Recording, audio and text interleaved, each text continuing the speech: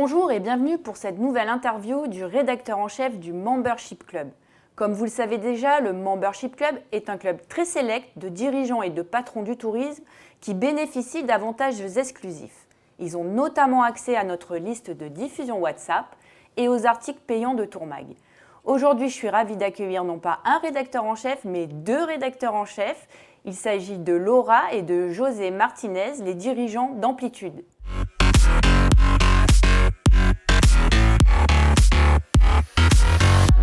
Bonjour José, bonjour Laura. Bonjour Céline. Alors de transmettre l'entreprise à sa fille, j'imagine que ça fait de vous un chef d'entreprise et un père heureux quand même. Et oui, c'est du bonheur en fait. Forcément en tant que père, pouvoir passer le flambeau du bébé que l'on a créé 35 ans auparavant, c'est un vrai bonheur. Voilà, on travaille très bien ensemble avec Laura. Ça, c'est un point quand même très positif. Elle est dans l'entreprise depuis presque 8 ans et on est à la veille d'avoir eu un désaccord. Donc ça, c'est super positif. Après, évidemment, en tant qu'entrepreneur, c'est aussi une excellente nouvelle puisque on a tous un parcours qui prend fin avec l'âge et ça induit aussi un mindset. Et on sait tous que les dernières années d'un entrepreneur avant la retraite, il ne se passe pas grand-chose dans les entreprises. On laisse l'entreprise rouler doucement avant de s'en aller tranquillement. Et en fait, le fait que Laura ait annoncé sa volonté de reprendre l'entreprise et de continuer à la développer, ça a complètement changé mon propre mindset pour reprendre un développement donc, qui passe par l'ouverture d'une agence à Bordeaux, qui passe par une activité commerciale très boostée sur la partie TMC, avec évidemment ce qui nous différencie, à savoir notre propre SBT qui aujourd'hui est en marché et avec lequel on arrive à conquérir beaucoup de nouveaux comptes. Donc par exemple, entre 2025 et 2026, nous avons déjà acté un développement de plus de 30% grâce à des comptes gagnés. Et tout ça est très positif.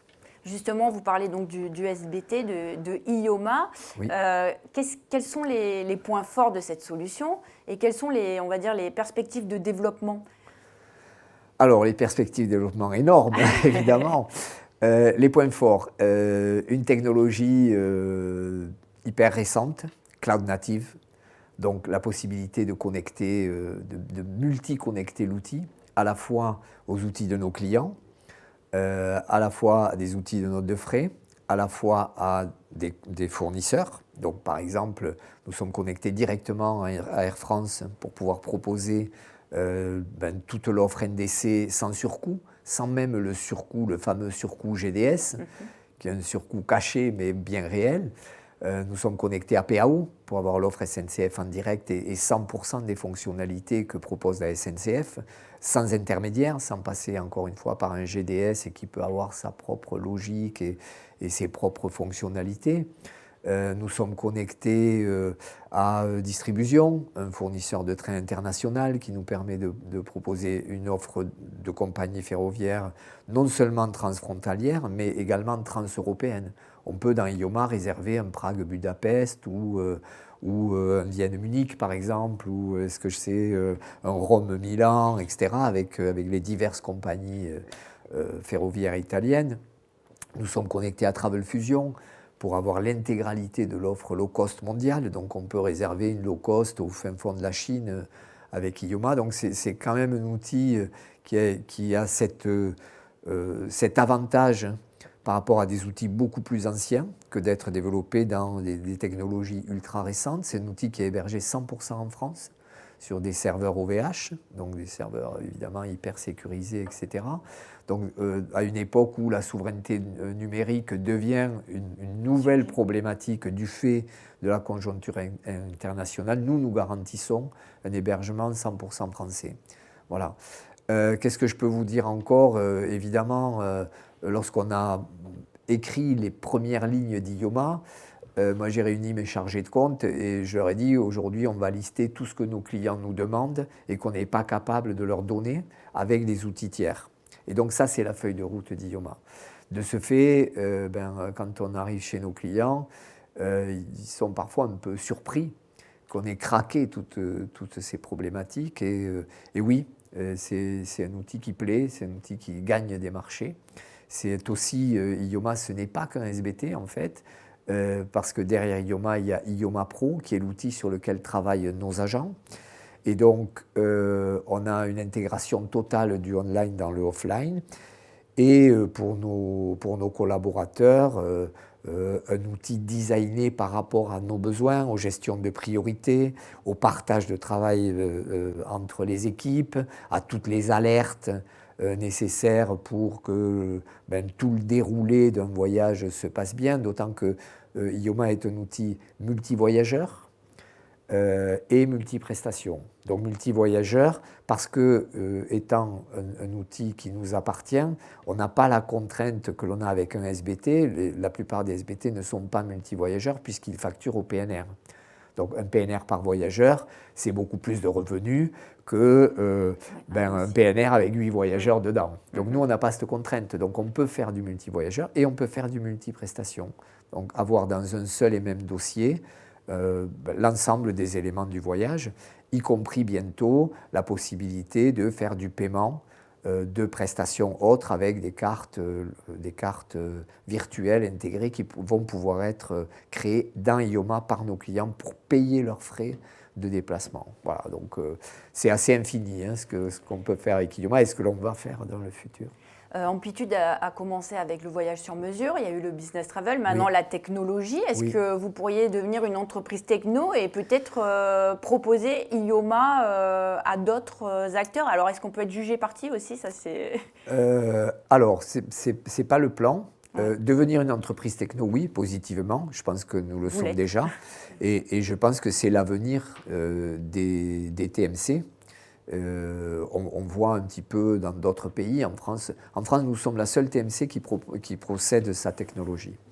Toutes les autres TMC font appel à des technologies externes, mais ce modèle existe dans d'autres pays, en Angleterre notamment, et les grands acteurs anglais, allemands, américains possèdent leur propre technologie.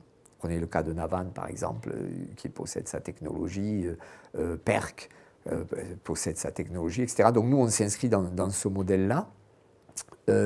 Et donc oui, je pense qu'en plus, avec l'arrivée de l'IA, la part de la techno va devenir prépondérante. Au départ, il y a 20 ans, nos centres d'appel étaient 100% humains. Les SBT sont arrivés. On est arrivé à 50% humains. Aujourd'hui, on est quasiment à des taux d'adoption avec des bons outils de 90%. Demain, avec l'IA, ce ratio va encore augmenter et on sera probablement à 95, voire au-delà. Qu'est-ce que ça va apporter concrètement l'intelligence artificielle? Beaucoup de choses. Nous, actuellement, nous travaillons sur l'agent virtuel. Donc, l'agent virtuel, c'est quoi? C'est, au lieu de me connecter à l'outil, de saisir ma destination, la date, de lancer une recherche, de faire un choix, quel avion je vais prendre, ou quel train, quel horaire, et derrière quel hôtel, etc. Avec le bot, les choses vont être très différentes. C'est-à-dire que je vais communiquer en langage naturel. Je vais écrire simplement, je dois aller à Londres, tel jour, trouve-moi le même hôtel auquel j'ai séjourné la dernière fois, je dois rester 48 heures, je dois être de retour à 21 heures à Paris. Voilà. On envoie ça au bot et le bot fait des propositions instantanément, extrêmement rapidement. Le bot interroge lui-même le SBT et renvoie une proposition qui va être composée par rapport à un profil augmenté de client. Et ce profil augmenté, c'est toute la data des voyages de ce client, plus tout ce qu'il aura bien voulu nous communiquer comme information sur ses souhaits de placement, de style d'hôtel, de transfert, etc. etc. Et donc le bot va faire des propositions qui pourront être challengées par le voyageur, qui pourra dire finalement je ne veux pas partir d'Orly, je veux partir de Roissy, finalement je dois partir un peu plus tard, etc. Donc il y aura un vrai confort pour le voyageur, surtout évidemment au départ, comme ça avait été le cas avec les SBT, sur des demandes plutôt simples, et puis petit à petit, avec l'apprentissage, le machine learning, etc., on arrivera, je pense, assez rapidement à avoir de vrais agents virtuels. Et l'outil n'est pas encore prêt, là, l'agent virtuel? Enfin, Alors, il est en test. Oui, il est en test. Je pense qu'une première version pourra être mise au service de nos clients après l'été. On va dire. Ouais, probablement, oui. Voilà, donc nous avons constitué une nouvelle équipe de jeunes ingénieurs formés à l'IA qui travaillent d'arrache-pied sur ce projet. J'espère que nous serons parmi les premiers à pouvoir proposer ce service qui sera aussi disponible sur l'appli mobile. Donc voilà, un nouveau pas vers l'autonomie du voyageur, vers son confort, vers la rapidité de réponse. Voilà. Vous parliez de la souveraineté. Est-ce que c'est un sujet que les entreprises ou que les grands comptes institutionnels français ont intégré dans leurs appels d'offres? Est-ce que c'est un plus pour les entreprises françaises de répondre à une demande quand l'entreprise est française, ou est-ce qu'il y a des barrières? Oui, la souveraineté, c'est une nouvelle préoccupation, on va dire. C'est une préoccupation qui arrive avec tous les changements géopolitiques que nous connaissons ces dernières années. Et effectivement, à la fois les grands comptes publics, mais aussi les grands comptes privés, commencent à se soucier de la problématique de la souveraineté et de où se trouve la data et de ce qui peut en être fait. Donc c'est vrai que corollairement, il y a le problème du Cloud Act, qui évidemment, en termes de souveraineté, est une vraie épine dans le pied des entreprises américaines. Et oui, aujourd'hui, c'est un problème en fait. Pourquoi est-ce que c'est un problème? Parce que la technologie américaine est dominante, elle est partout, chez nous tous, à la fois dans les outils de réservation, les moyens de paiement, quels qu'ils soient, le stockage de la donnée avec les grands acteurs du cloud. Et donc sortir du système actuel n'est pas aisé. Ça va prendre du temps, mais c'est une vraie préoccupation. Et moi, vous le savez, puisque c'est un sujet que je porte, je milite aujourd'hui pour que les grands donneurs d'ordre français prennent bien conscience du fait qu'aujourd'hui, aucune TMC française n'est capable de servir les grandes entreprises françaises à l'international. Voilà. Et donc, il va falloir qu'un vrai travail collaboratif se mette en place et que les grands donneurs d'ordre nous fassent confiance et nous donnent aussi le temps de nous organiser pour aller les servir dans d'autres pays ou trouver des systèmes qui nous permettent de les servir et de sauvegarder la souveraineté de la data. C'est particulièrement vrai d'ailleurs pour les grands comptes publics, où là évidemment c'est je dirais encore plus stratégique que la data de où sont nos ministres. Nous, vous le savez, nous servons de grands comptes publics, donc des ministères. Où sont nos ministres? Qu'est-ce qu'ils font? Quelles sont leurs intentions? C'est grave, en fait. Voilà, donc oui, le problème de la souveraineté est une vraie problématique. Et je vous disais tout à l'heure que c'est un bonheur pour moi de savoir que Amplitude a un futur qui sera mené par Laura, parce que nous pensons que nous faisons partie des TMC françaises qui ont la volonté et qui ont les moyens de s'internationaliser, si tant est que on nous fait confiance aussi et on nous donne l'opportunité de le faire, parce que s'internationaliser, ça coûte beaucoup d'argent, ce sont des choix extrêmement importants, et on ne peut pas le faire non plus complètement à l'aveugle quand nous restons une ETI française, nous ne sommes pas une multinationale. Cette internationalisation, elle passerait par des partenariats ou par des implantations, et puis là, ce que vous sous-entendez, c'est que tant que vous n'avez pas un très grand compte, vous ne pourrez pas passer le cap, si je puis dire. Oui, c'est un peu le sujet, oui. Nous sommes prêts à y aller, si on nous donne le temps. Alors, je ne suis pas un fervent partisan des partenariats. Euh, depuis que nous avons démarré, vous le savez, donc, dans le domaine du loisir, on ne fait pas de revente Théo. On a fait le choix d'avoir notre propre équipe de production, nos propres produits qui sont très typés, très maîtrisés aussi, très contrôlés en termes de qualité. Au niveau de la TMC, c'est pareil. Et je pense que quand le jour viendra et que nous ferons cela, ça passera par des implantations et par la maîtrise totale de ce que nous faisons. Notre outil est déjà prêt, hein, c'est un outil multilingue qui peut se connecter à tout type de PCC, Sabre ou Amadeus, américain ou autre, ça pourrait très très bien fonctionner. Et notre vision aujourd'hui est celle-là, plutôt que de travailler avec des réseaux et d'autres partenaires où se posent quand même beaucoup de problématiques, une problématique de gouvernance, une problématique d'homogénéité du service, une problématique de consolidation de la data. Et ce sont des problèmes complexes qui n'est pas facile de régler quand on a une gouvernance dispersée. Donc pour nous, la vision de l'internationalisation, c'est amplitude worldwide. Ouais. Voilà, clairement. Voilà. Oui, oui, vous gardez la maîtrise, comme vous l'avez fait pour la techno. Exactement. Exactement, oui. Ouais. Une question sur NDC, ça a été un sujet ces dernières années, Tout à fait. voilà, un serpent de mer. Où en est-on Air France nous annonce des taux d'adoption de plus en plus, on va dire, qui augmentent. C'est exact. Où en est-on et comment vos équipes l'appréhendent-elles aussi? Alors, incontestablement, contrairement à ce qu'ont cru les GDS les premières années, le NDC s'est imposé, complètement imposé.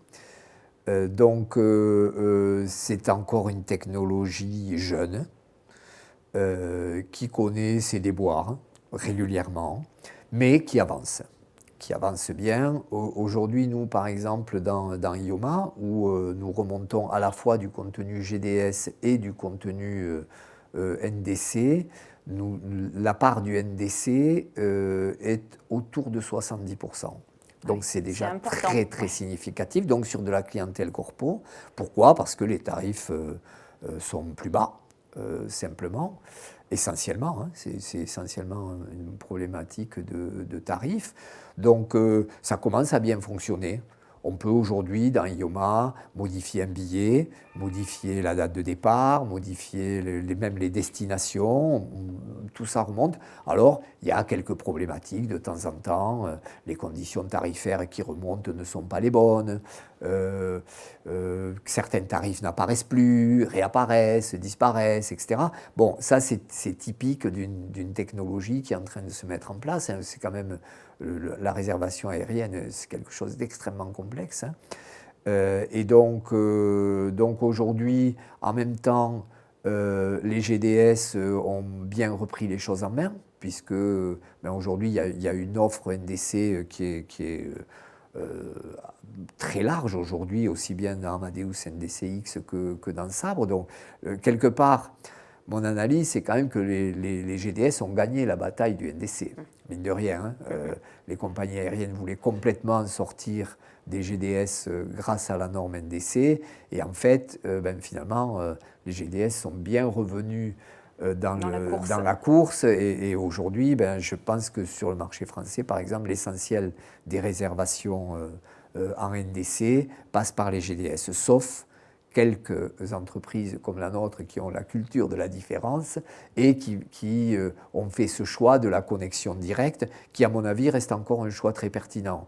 Pour nous, par exemple, qui avons à peu près la moitié de nos ventes qui est faite avec Air France, être connecté directement à Air France, ça a du sens. Voilà. je pense que nous ne nous connecterons pas à toutes les compagnies RNDC, puisque les GDS savent faire ça très bien, pourquoi pas, voire des agrégateurs comme Travel Fusion, qui ont aussi une offre NDC intéressante, mais au même titre que nous avons trouvé pertinent de nous connecter directement à PAO, parce que 95% de nos ventes ferroviaires aujourd'hui sont SNCF, je pense qu'il était pertinent, je maintiens qu'il est pertinent d'être connecté directement à Air France et de proposer à nos clients un tarif qui est totalement ISO avec le tarif qu'ils vont trouver sur le site Air France et l'offre ISO à n'importe quel moment. Et vous savez qu'aujourd'hui, on a un vrai sujet aussi sur la transparence. Et là, nous, on est capable de s'engager et à dire à nos clients, si vous trouvez moins cher à l'instant T sur les mêmes conditions, on vous rembourse la différence. Parce qu'à ce moment-là, le problème n'est pas chez nous. Le problème est que le flux qui nous arrive n'est pas le bon. Voilà. Alors un mot sur la réforme qui est en cours, qui va arriver sur la facturation électronique. Dans le business travel, c'est un sujet important parce que c'est les transporteurs qui devraient facturer directement aux entreprises et donc ça pose la question justement de la transparence et des marges. Quelle est votre position et est-ce que ça pourrait faire évoluer peut-être des modèles économiques ou pas? Oui, alors nous, notre position est claire, on n'est pas du tout en risque sur les problématiques de marge. Par contre, c'est vrai que le fait que les compagnies aillent facturer directement les clients, alors je crois essentiellement, c'est un sujet que je ne connais pas très bien, nous on a une directrice administrative qui gère ça auprès. Donc je pense que c'est quand le client paie par carte logée en fait que les compagnies vont facturer directement. Donc effectivement là où ça peut poser problème, c'est que lorsque une compagnie aérienne nous accorde un tarif négocié par exemple sur lequel on est en droit d'appliquer une marge, on peut avoir évidemment une distorsion entre la facture qui va arriver dans le PDP et notre propre facture. Donc comment est-ce que ça va évoluer? Est-ce que l'évolution va consister à dire que plutôt que de disposer de tarifs négociés des compagnies, on va leur demander peut-être de nous commissionner, de nous recommissionner? Est-ce que ça pourrait amener un retour à la commission? Ça fait partie des possibles parce que les tarifs négociés agence, je ne parle pas des tarifs négociés clients, mais les tarifs négociés agence font partie intégrante de notre modèle économique. Et donc, c'est vrai que à force de taper sur ce modèle économique, il ne faudrait pas non plus que les agences se trouvent en difficulté par rapport à ça. Voilà. Mais si on veut maintenir une transparence, ça pourrait être une solution. Voilà. Amplitude, là, en 2026, du coup, quel va être l'objectif, on va dire, et quelles sont la vision pour 2027 ? Alors, l'objectif, nous savons déjà que par rapport, sur la partie TMC, en tout cas par rapport au compte que nous avons gagné, nous sommes assurés d'une croissance entre 15 et 20 points. Donc ça, c'est déjà une très bonne nouvelle, d'une part. Nous avons fait un très bon début d'année sur la partie loisirs. Malheureusement, avec le coup de frein que vous pouvez imaginer du fait des événements, mais nous avions une très très bonne dynamique sur cette partie-là. Donc je pense que 2026 va être une année de croissance pour nous. Nous avons des objectifs très clairs d'une croissance à 2 chiffres minimum. Parce que bon, vous savez que Amplitude est une entreprise qui a commencé vraiment à zéro, sans argent d'ailleurs, et qui s'est construit petit à petit sur des bases solides, mais avec des taux de croissance très élevés. D'ailleurs, sans le demander, en fait, nous avons reçu 2 awards cette année, qui nous sont comme ça tombés du ciel. Un award du Financial Times, comme entreprise européenne à très forte croissance, et un award des Échos. Donc on a eu de très beaux articles dans les Échos sur notre croissance post-Covid. Et donc nous, en fait, nous sommes effectivement une entreprise qui est toujours en croissance et nous avons de vraies ambitions là-dessus. On ne conçoit pas notre entreprise comme une entreprise statique. Nous concevons notre entreprise comme une entreprise en mouvement, une entreprise de son temps qui va intégrer de l'IA, qui va, comme le disait Laura tout à l'heure, à la recherche de nouvelles destinations, à la recherche de nouvelles façons de voyager, etc. Et c'est un peu notre contribution, à notre petite échelle bien sûr, mais à ce marché global du voyage et à essayer aussi de porter une image positive de l'agence de voyage, d'une agence qui est au service de ses clients, que ce soit des clients loisirs ou des clients corpos, d'une agence qui va aller mouiller la chemise pour mener de vraies négociations à l'avantage de ses clients corpos, pour mener aussi de vraies négociations avec des prestataires locaux à l'avantage de ses clients particuliers. Et donc, oui, notre vision, qui est la vision commune que nous partageons avec Laura aujourd'hui, est de continuer à développer Amplitude pour en faire une entreprise européenne, j'espère, dans un avenir relativement proche, et pourquoi pas une entreprise internationale dans un moyen terme que je pense qu'elle mènera toute seule. Voilà. Merci Laura, merci José. Avec plaisir. Et je vous donne rendez-vous pour une nouvelle interview du rédacteur en chef du Membership Club. À bientôt.